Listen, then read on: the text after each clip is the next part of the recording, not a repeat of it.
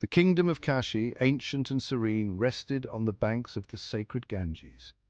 Temples cast long shadows at sunrise. Saffron-robed priests chanted hymns, their voices echoing in the morning air. The air was sweet with the scent of jasmine and sandalwood. Kashi, a place of wisdom and tradition, nurtured its inhabitants with knowledge and grace.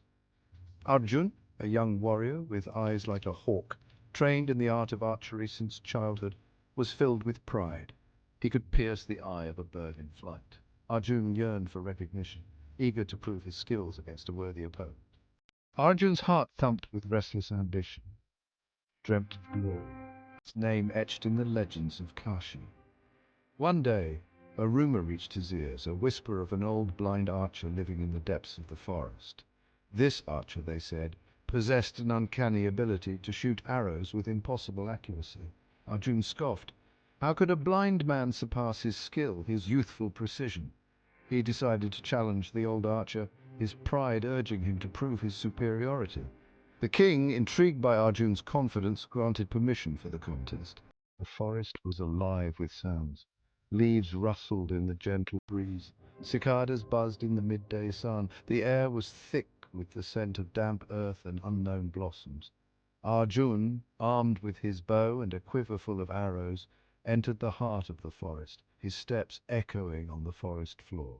He found the old archer seated serenely beneath a banyan tree, his sightless eyes gazing towards the sky. Arjun, his voice echoing with youthful arrogance, challenged the old man.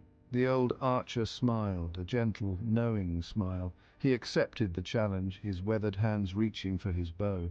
"Tell me, young warrior," the old archer spoke, his voice a low rumble. "What do you hear?" Arjun, perplexed, listened.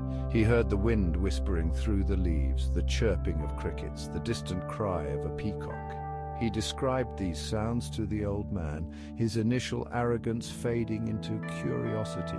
"You hear the sounds," the old man said, "but do you listen?"